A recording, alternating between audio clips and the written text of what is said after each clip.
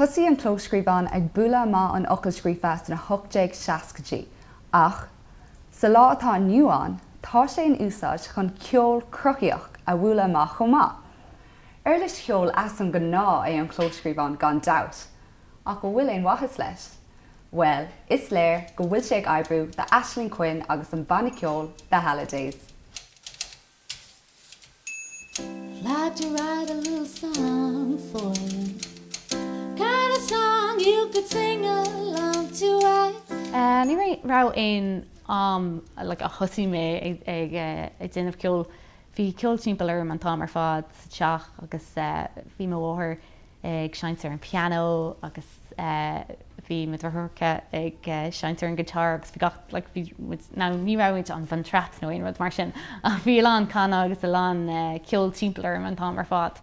Cé agah bh tháinig níos leis an smaoinemh crackil se seo chun clóscríbán a henam? Bhí mid ag cleachta Song for You agus bhí mid just a cainte agus a bit of crack agan so chuí mé mach an lána dhé sin agus fuair mé scríbadán féin chuí mé isteach agus ceapan go raibh mé crackáilte mar bhí mé rá an bhfuil an bell go hiantach ar nó so bhí mé ag cleachta ar agus dúir siad like tógé so bhí seaman sin. Agus céir na difrichtaí is smú a hagan amach ó clóscríbán agus tú ag sinnam? Níl fuam mar ach tá rhythm aige. It's even lum rhythm agus tá a glóir na árán atá mé ag seint tá an rhythm agam so nuair scríb mé like Song I Wrote for You ní raibh sé raibh clóscríbán imime cheann ach bhí rhythm mar sin mar clisin tú don árán tíofiirde tá mé ag déanamh like glóir going agus nuair chuala mé sin bhí mé rá sin é sin an rhythm atá mé ag géirí.